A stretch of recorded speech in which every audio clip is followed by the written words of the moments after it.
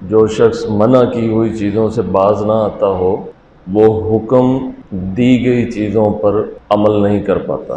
آپ تبلیغ کریں، نصیحت بلکہ سزا دیں بچوں کو کہ وہ نماز پڑھیں، یا بڑوں کو، وہ نہیں پڑھیں گے۔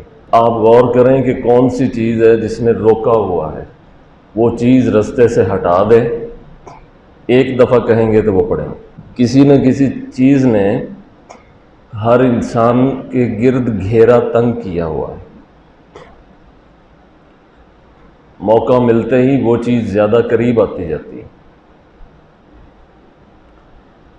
جیسے کسی ملزم کو یا مجرم کو ہتھ کڑی لگا دی جاتی ہے تو اسے زیادہ مضبوطی سے نہیں پکڑتے، لیکن جب کسی کا خطرہ ہو تو اسے بڑی سیکیورٹی میں لے کے جاتے ہیں، اور اس کی ہتھ کڑی صرف اس کے ہاتھوں پہ نہیں بلکہ اس کی گردن میں اور اس کے جسم کے دیگر اعضاء کے ساتھ بھی باندھ دی جاتی ہے۔ سب سے پہلے کوئی نہ کوئی شے انسان کے وجود میں اس کے کسی ایک عضو کو ہتھ کڑی لگا دیتی، اس کے بعد وہ اندر ہی اندر آگے بڑھتی رہتی یہاں تک کہ پورے انسان کو نگل لیتی۔ پھر آپ زور زبردستی بھی اس کو کہیں کہ عبادت کی طرف آؤ یا نیکی کے کاموں میں، وہ نہیں آئے گا، حالانکہ فی نفس ہی طبعاً وہ برا آدمی نہیں ہوتا، لیکن اس ہتھ کڑی نہیں، جان کڑی کی وجہ سے برا ہو جاتا ہے۔ یعنی وہ کڑا صرف اس کے ہاتھ نہیں، جان تک پہنچ جاتا، تو وہ ہتھ کڑی نہیں رہتی، جان کڑی بن جاتی۔ جب آپ فراست سے، عقل سے اور روح سے انسانوں کو دیکھیں گے تو آپ کو زیادہ تر لوگ اسی کڑی کے اندر بندھے ہوئے نظر آئیں گے۔ کیوں مساجد کے اندر دل نہیں لگتا، یا کیوں عبادت کے لیے کھڑے ہوتے ہیں تو جلدی نماز ختم کرنے کو دل چاہتا ہے، لیکن اگر کسی ایسے کام میں ہوں جن میں لذت محسوس ہو رہی ہو یا نفس خوش ہو رہا ہو، اس میں وقت کا احساس ہی نہیں ہوتا، بلکہ آدمی چاہتا ہے کہ وقت زیادہ ملے اور ملتا ہی رہے، بڑھتا ہی رہے۔ اس کو کچھ لوگ کہیں گے کہ یہ روحانی گفتگو ہے، روحانیت کے کھاتے میں ڈال دو، کچھ کہیں گے تصوف کا درس ہے تو تصوف کے کھاتے میں ڈال دو، اچھا کچھ کہہ دیں گے یہ مذہبی تبلیغ ہے تو اس کو تبلیغ کے کھاتے میں ڈال دو۔ نہیں، یہ تو انسانی نفسیات ہیں۔ مثلا میں جب احتساب کرتا ہوں اپنے آپ کا تو پھر میں اپنے آپ کو دیکھتا ہوں کہ کس شے میں میرا دل لگتا ہے، کس میں نہیں لگتا، جس میں لگتا ہے تو کیوں لگتا ہے، جس میں نہیں لگتا تو کیوں نہیں لگتا۔ تو گرفتاری کے بند نے ہر شخص کو باندھا ہوا ہے۔ ایمان کی حدت جو کہ اس وقت برودت میں بدل گئی ہے، یا عشق کی حرارت وہ کہیں سے دستیاب ہو تو پھر یہ بند ٹوٹ جاتا ہے، لیکن کہاں سے دستیاب ہو؟ اب تو حرم کی سرزمین پر بھی لوگ جاتے ہیں تو جیسے سیاہ جاتے ہیں ویسے سیاہ ہی لوٹ آتے ہیں، کیونکہ گھر میں ٹھیک نہیں تھے۔ جو آدمی اپنے گھر میں ٹھیک نہیں وہ خدا کے گھر میں ٹھیک ہو جائے گا، عارضی طور پر ہو جائے گا، واپس پلٹے گا تو ویسا ہی ہوگا جیسے کہ تھا۔ اللہ تعالیٰ نہیں بدلتا جب تک لوگ اپنے آپ کو خود نہیں بدلتے۔ ہر شخص رونا روتا ہے کہ غیروں نے ظلم کیا ہے۔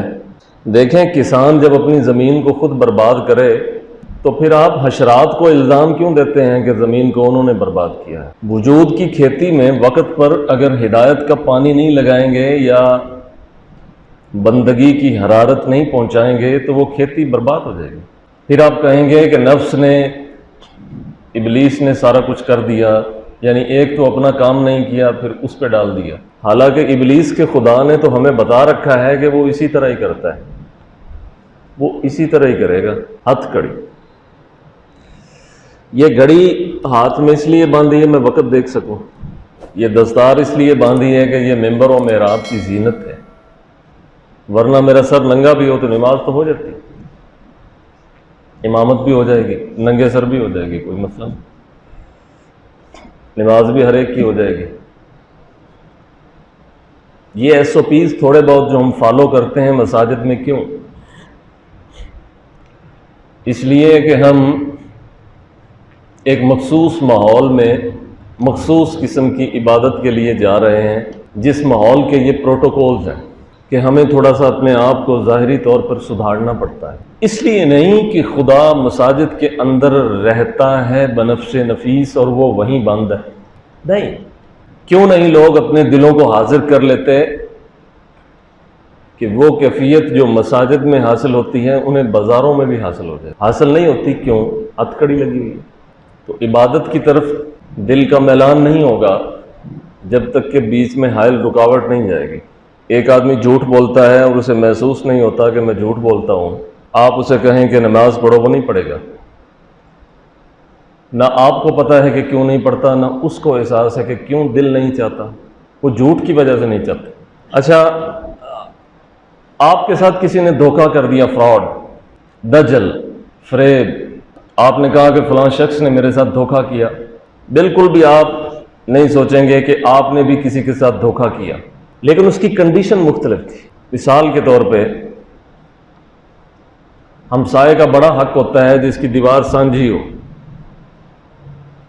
پھر ساتھ اس کا حق جس کی دیوار اس کے ساتھ ملی ہو، پھر اس کا حق جس کی دیوار اس کے ساتھ ملی ہے. ہمسائے کے بارے میں اتنی تاکید کی، فرمایا کہ ہم نے یہ سمجھا کہ شاید اسے وارث بنائیں گے. اچھے بھلے لوگ جو اپنے آپ کو اچھا بھلا سمجھتے ہیں ہمسائے کو اس کا حق نہیں دیتے، بلکہ یہ جانتے ہی نہیں کہ ہمسائے کا حق بھی ہوتا ہے. کیا حق ہوتا ہے ہمسائے کا؟ جان مال کے بعد تیسری چیز عزت ہے. یہ عزتوں پہ ڈاکے ڈالتے ہیں یا عزتوں کا تحفظ دیتے ہیں؟ گریبان میں جھانکیے، ہم نے اپنے ہمسایوں کو عزت دی ہے یا ہم نے ان کی عزت لوٹی ہے؟ اس کے بعد کوئی شخص ہم سے فراڈ کر جاتا ہے، ہم کہتے ہیں اللہ تعالیٰ ہماری مدد کیجیے، فلاں نے ہمارے ساتھ فراڈ کیا ہے. قدرت کا جواب ہے کہ ایک وقت تھا تو نے اپنے ہمسائے کی عزت پہ ڈاکہ ڈالا تھا، پھر کسی طرف سے چونکہ تو نے شر بویا تھا تو کہیں سے شر اگا، وہ تجھے پہنچ گیا. ہم نے حساب برابر کر لیا، نہیں آئیں گے. رمضان شریف میں بہت سارے لوگ روزہ نہیں رکھتے، کیوں؟ ہر ایک کو پتہ ہے کہ فرض ہے، کوئی چیز مانے ہے بیچ میں روک لیتی ہے، کوئی چیز روک لیتی ہے. آپ کو رات دیر تک کوئی چیز جگاتی ہے، کیوں؟ تاکہ صبح وقت پہ نہ اٹھے. پتہ نہیں چلتا، وہ اپنی وجہ نہیں بتاتی. کبھی موبائل آپ کو یہ نہیں بتائے گا کہ میرے ساتھ جو آپ کی دلچسپی ہے وہ اس لیے ہے کہ میں آپ کی نیند برباد کروں اور صبح آپ نہ جاگ سکیں. موبائل کی سکرین پر یہ میسج نہیں آئے گا، لیکن یہ کھٹکتا رہے گا. جس دن یہ پیغام کھٹکنا بھی بند ہو جائے سمجھیے گا کہ ایمان ختم ہو گیا، کیونکہ ایمان دستک دیتا ہے، آدمی بھگاتا ہے اسے، مت دو دستک، مت دو، مت دو، مت دو، وہ دیتا رہتا ہے. جب بالکل اس کے دل سے ایمان کی رتی بھی نہیں رہتی، دستک بھی بند ہو جاتی. تو 75% دیکھیں اپنے گریبان میں جھانکیں، دستک بند ہے، دستک بھی بند ہے. افسوس کسی چیز کے ضائع ہونے کا ہوتا ہی نہیں، کسی چیز کے حاصل نہ ہونے کا افسوس ختم ہو. خوشی کس چیز پر ہے، غم کس چیز پر ہے. روایات بدل گئیں، اہل تہذیب کی ترجیحات تبدیل ہو گئیں، رجحانات بدل دیے گئے، انہیں پتہ ہی نہیں چلا. کوئی چیز مانے ہو جاتی ہے۔ قرآن مجید میں ہے کہ اللہ تعالیٰ کے ذکر سے دل، 3-4 طرح کے دل ہیں۔ دلوں کی ایک قسم وہ ہے جو کانپ جاتے ہیں، دوسرے وہ جو لرز جاتے ہیں، تیسرے وہ جو نرم ہو جاتے ہیں، چوتھے وہ جو خوش ہو جاتے ہیں، پھر ایک قسم وہ ہے جو چوکنا ہو جاتی ہے، ہوشیار ہو جاتی ہے۔ اٹھائیے قرآن مجید اور پڑھیے، ہم سب دیکھ لیں کہ ہمارا دل کس درجے میں ہے۔ کیا ان 5 میں سے کسی ایک میں ہے پوزیشن؟ ان 5 میں سے کسی ایک میں، یعنی زوال اتنا بھی آنا تھا کہ کچھ بھی نہیں بچنا تھا، اور کچھ بھی نہیں بچا پھر بھی وہ خوش ہے کہ میرے پاس میری مادی دنیا تو ہے۔ تو یہ جہان مٹنے والی شے ہے، یہاں نہ جوہر رہے گا نہ عرض، روح بھی اپنے وطن کو لوٹ جائے گی اور جسم بھی مٹی میں بوسیدہ ہڈیاں ہو جائے گا۔ نذیر اکبر آبادی نے کہا تھا جب مرگ پھرا کر چابک کو یہ بیل بدن کا ہانکے گا، کوئی تاج سمیٹے گا تیرا، کوئی گون سیے اور ٹانکے گا، وہ ڈھیر اکیلا جنگل میں تو خاک لحد کی پھانکے گا، اس جنگل میں پھر نذیر ایک تن کا آن نہ جھانکے گا۔ بڑے بڑے عشاق ہیں اہل بیت کے، اور بڑے بڑے عاشق ہیں صحابہ کے اور خود نبی علیہ السلام کے، لیکن محبت کو سی دیا ہے چند دنوں کے ساتھ، پرو دیا ہے اس کو۔ 1 محرم سے 10 محرم تک محبت اہل بیت کے ساتھ۔ کون اہل بیت؟ گنتی بھی نہیں کہ کتنے ہیں۔ ان کا کردار، گفتار، شب و روز، اٹھنا بیٹھنا، چلنا پھرنا، معاملات کوئی یاد نہیں۔ یاد ہے تو جنگ یاد ہے جو ہوئی ہے۔ ہم نہیں کہتے کہ جنگ کو بھولو، کہ دشمنوں کی خبر بھی رکھنی چاہیے، لیکن دوستوں کی خبر بھی تو رکھنی چاہیے۔ میرا ایک دوست فوت ہو گیا، اس کے بعد تذکرہ کیا ہوا، کیسے فوت ہوا، کس نے مارا، کیوں مارا، کیا وجہ بنی۔ آخر وہ 45 سال زندہ بھی تو رہا ہے، وہ 50 سال زندہ بھی تو رہا ہے، اس کی زندگی کا کوئی واقعہ مجھے یاد نہیں۔ مجھے یاد ہے تو اس کی وفات یاد ہے، بس۔ اس کا مطلب ہے کہ میں اس کی زندگی کے گوشوں پر نگاہ نہیں رکھنا چاہتا، میں اس کی زندگی کو پڑھنا نہیں چاہتا، میں اپنانا نہیں چاہتا۔ میں نے اس کو قبول کیا ہے صرف ایک رخ سے جو اس کے جانے کا ہے۔ میں نے اس کے آنے کی بابت کوئی بات نہیں سیکھی، نہ پڑھی نہ دیکھی۔ کسی چیز نے روک رکھا ہے، کسی چیز نے روک رکھا ہے جو حقیقت کی طرف جانے نہیں دیتی۔ آپ کہہ لیں، سمجھا لیں، بتا دیں یہ رستہ ہے، یہ بھی تو ہے، یہ بھی ٹھیک ہے، یہ بھی تو ہے، قبول نہیں کریں گے۔ کوئی چیز روک لیتی، کوئی چیز روک لیتی ہے۔ صحابہ جب پیغمبر کے پاس جاتے تھے مسجد نبوی میں تو حائل حجابات اٹھ جاتے تھے، جو چیزیں روک رکھتی تھی ہدایت سے وہ چیزیں دفع دفع ہو جاتی۔ اب نہ وہ مجلسیں، نہ وہ محفلیں، نہ وہ مقامات، ہر جگہ ملاوٹیں، ہر جگہ جھوٹ، فریب، دجل، دھوکہ۔ جتنا استعمال دنیا میں مذہب کا ہوا ہے شاید کسی چیز کا ہوا۔ اسے روحانی بھی بیچتا ہے، اسے عالم بھی بیچتا ہے، اسے سیاستدان بھی بیچتا ہے، اور اسے تمام کے تمام مقتدر حلقے مذہب کو آڑ بنا کے کرتے ہیں جو کرتے ہیں۔ ہوتا ہے، دنیا میں چلتا ہے۔ 2 طبقات ہیں امیر اور غریب کے، ظالم اور مجبور کے، شروع سے چل رہے ہیں، بس انہوں نے چلنا ہے۔ سمجھداری کی ضرورت ہے، سمجھداری کی، نہ آدمی دھوکہ دے اپنے وجود کو، نہ دھوکہ دے دوسرے کو۔ اس کے لیے اسے دیکھنا پڑے گا کون سی شے دھوکہ دے رہی ہے مجھے، مجھ میں۔ میں دیکھتا ہوں کہ تجھ میں تجھے یہ چیز دھوکہ دے رہی ہے، میں یہ نہیں دیکھتا کہ مجھ میں مجھے کون سی چیز دھوکہ دے رہی ہے۔ ہر آدمی کو دھوکہ دینے کے لیے دھوکے بازوں کا ایک الگ سٹائل ہے، وہ روحانی بھی ہیں، وہ جسمانی بھی ہیں۔ خیر، یہ دنیا بہت بڑی ہے اور انسان اتنی پیچیدہ مخلوق ہے کہ خود انسان اتنا پاگل ہے کہ اس نے اپنے آپ کو آسان سمجھ لیا کہ میں بڑی آسان سی مخلوق ہوں، میں بڑا سادہ سا ہوں، حالانکہ یہ بڑا پیچیدہ ہے۔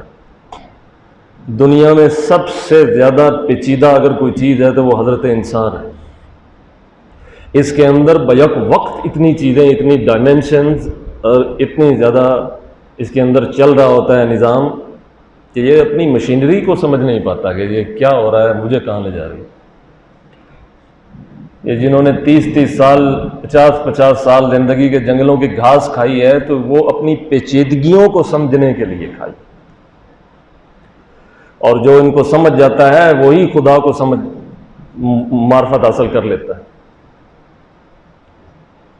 لہذا حجاب کی طرف دیکھیے، آخری بات یہ ہے، رسول اللہ نے فرمایا بچہ جب 7 سال کا ہو جائے اسے کہو کہ وہ نماز پڑھے، جب 10 سال کا ہو جائے تو پھر جتنا برداشت کر سکے طریقے سے اس پر سختی کرو کہ وہ نماز پڑھے۔ کرے گا کوئی، خود پڑھے گا تو پھر بچے کو پڑھائے گا، لیکن 16 سال کا ہو جائے، پھر 26 کا ہو جائے، پھر 36 کا ہو جائے، پھر 40 سے آگے نکل جائے پھر بھی نہ پڑھے، کوئی شے ہے جس نے روکا ہوا ہے، ورنہ نماز ایسی راحت دیتی ہے کہ جیسی راحت کسی شے میں نہیں ہے۔ لیکن کسی چیز نے روکا ہوا ہے، کوئی ہتھ کڑی لگی ہوئی ہے جو جان تک پہنچ گئی ہے، جس نے دل کو بھی پکڑ لیا ہے اور جان کو بھی، اور پھر تالا لگ گیا ہے۔ اللہ تعالیٰ ہمیں نفس کے طلسم کو توڑنے کی ہمت دے، حجاب اٹھے اور نیکی کی رغبت پیدا ہو جائے۔